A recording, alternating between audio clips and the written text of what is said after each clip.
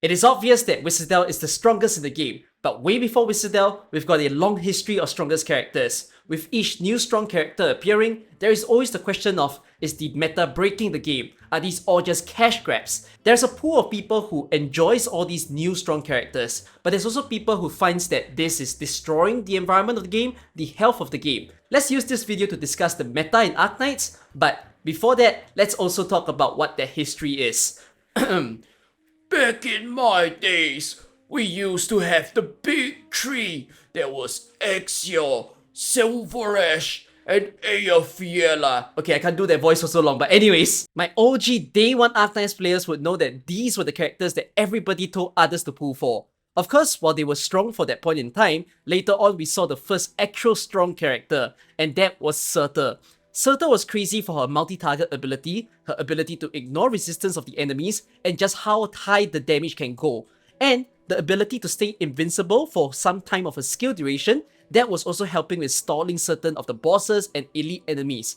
That character was so mad at the time of CN community that when it translated down into JP and EN, she was the first character that I think a lot of people were saying, save your Orandums, you got to pull for this character in order to change up your account. After Surtur, the next influential character that might be in line would be Kelsit, but Kelsit wasn't as big when she released, simply because people didn't quite understand the helpfulness of a skill that was very fast, and true damage at that point in time wasn't significant enough. We don't see as many enemies in the game that have high defense or high resistance, so people took a while to appreciate Kelsit. But the one that people really went crazy about was Chen Alter. You're talking about a 5-lane range or someone that can do a big amount of slow, able to reduce the defense of the enemies, and just have a true AoE skill. No matter the number of targets, she will hit them all. That was one of the most impressive characters at that point in time, and y'all would remember there was some drama involving Chen Alter for various reasons, but one of the reasons was people were thinking, is this character just way too strong for Arknights? Chen was strong for a period of time, until later in the game we start to realize that the stages seem to be almost made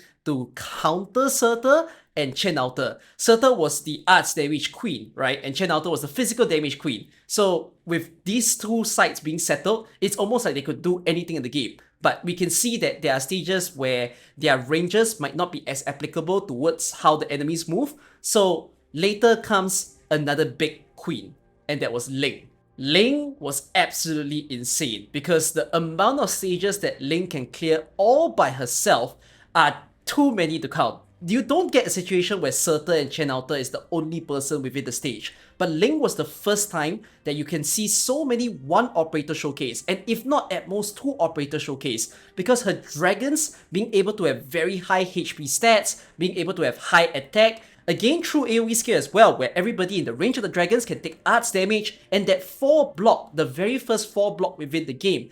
All those things were crazy to see within Arknights, and it just felt like any stage that you see, Ling was the one in order to save you. I think Ling was the first character that really sparked debates within the community, because a lot of people are questioning the idea of having only 1 operator to clear everything within the game.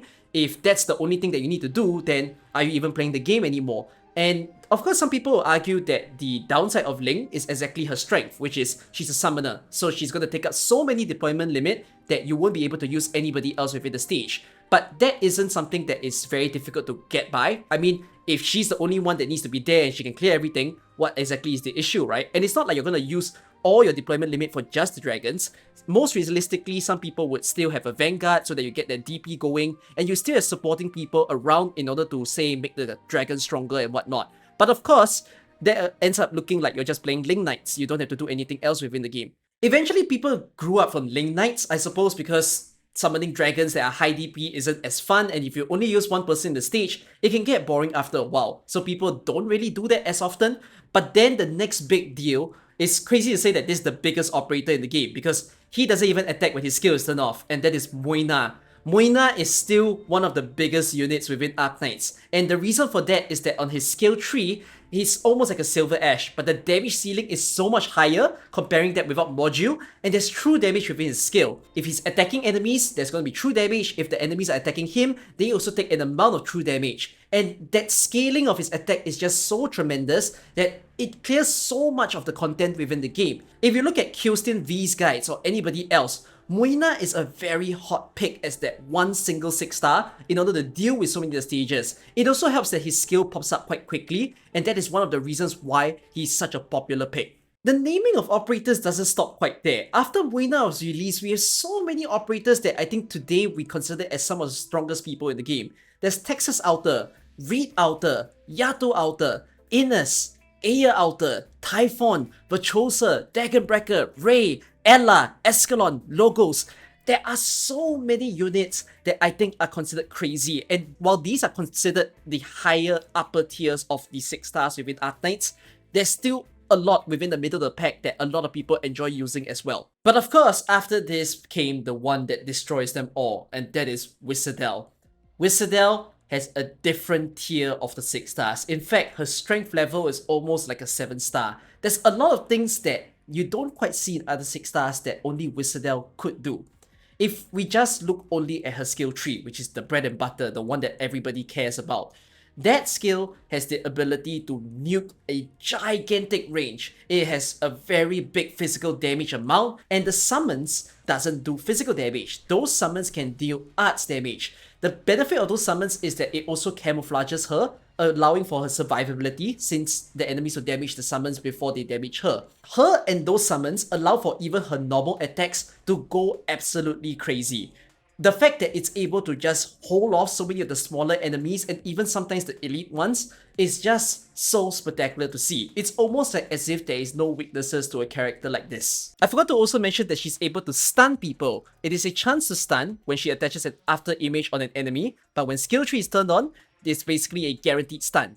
If you have ASPD on Wizardel, you can think of how crazy that would be because it's almost like you're casting a perma stun onto the enemies. So it's just so powerful of a character, and that's why a character like her sparks debates of, does this set a bad precedence for the future with all these strong characters appearing? Is this bad for the game? Is this good for the game? And that is the part where I want to give my opinion to this matter. Meta breaking is part and parcel of any live service game. Live service games needs longevity, so one of the things on their agenda is to make sure that they can release aesthetically pleasing characters or very strong characters to incentivize people to actually spend some money and get these characters. And you see that in basically all of the other gacha games. But there is something about Arknights that I find that is very different from other gacha games, and that is the need to pull these characters isn't as much as you think of it to be. If you recall all the strong operators that I just named in the front of the videos, those operators, there are more than 12 people being name dropped. And that is already more than the number of people you can bring in most of the content within Arknights. The squad size limit is just 12, and you most often won't be bringing all 12 of the strongest people into one single stage. Sometimes you still want more healing within the stage. You want to make sure that there's some defenders. If you recall, I don't really name any defenders, but defenders are good for stalling for people. You might want to bring supporters in order to buff your team, in order to protect them even more, and you might want more DP generation as well. So the idea of needing to own every single strongest character isn't that much of a need within AK. Just because you don't own Wizardel, you don't own Moina or Texas Outer, doesn't mean you can't clear content in the game. You might say that it will be harder, but harder doesn't mean impossible. One of the differences that I find within this gacha game compared to other gacha games is that the requirements and the scaling of their enemies sometimes gets absurdly high to the point that in order to get rewards in those games, it feels like you need those strongest characters. But AK made it such that if you want to collect your in-game rewards, all those free LMD, EXP, all the mastery and building stuff that you need for your characters, they always ensure that it is not a requirement for you to own the biggest of units. You can simply get all these good stuff just by being able to understand what the stage is doing, being able to strategize with the people that you have. One of the best parts about Arknights is that there is so much skill expression within the game. Everybody's gameplay is unique. You won't see one player playing exactly the same way as another player, and that just makes it such a unique conversation and thing that happens within the game where you can learn so much from each other. I don't really see that in a lot of the other gacha games. When it comes to clearing content, it always feels like the same team of 4 just going about their day with every new type of content. But in AK, that 12-man squad can always be very different. Of course, if you compare, say, the hyper casuals to casuals, maybe you'll end up seeing the same thing because one of the things that they might like to do is to follow the guides. But for a lot of the more so regular players within the game, then you can find that things like having Wizardel, some people will use it, but there will also be people who just say whatsoever towards a character like that. I also think that Visitor is such a wet dream for the casuals of the game, because having someone that can easily clear stuff within the game and allowing you to get on with your day, honestly, I am actually in favor of super strong characters appearing in Arknights just because it makes people who already find this difficult game so challenging, they can find more ease in the fact that someone is saving their effort in order to think how to deal with a stage. Whereas for the rest of us, who enjoy things like IS, SSS, RA, Stronghold, and whatever game modes that arrive, having that variety of strategy is something that we care for. Wizardell is just another option of the many options that we choose to play in this game. There is still going to be the crew of people who say that these meta-breaking characters are just not fun. Why should they exist in the game? These same people may also say that this causes the problem of power creep, where a newer unit just feels significantly stronger than an older unit. And it's already kind of happened. Swallow feels much stronger to use than Helliger. You have Link that's a lot better than Magalan, and then you also have Texas Outer that just makes Phantom look like nothing. My answer to such people is that Arknights is a PvE game, where your account is just catered and personalized to yourself. The thing is, even if you don't like these meta-breaking characters, you have the freedom of choice to say I will just refuse to use them or get them within my own account. Of course, people can say that I don't like it, but it's not to the extent that you say, oh, these guys exist, they should not exist in the game, we delete them. Like, just because you don't like someone, you delete them from this world. That's not a bad idea actually, but you get what I mean, okay? Just because there's a strong character in the game doesn't mean you have to delete this character.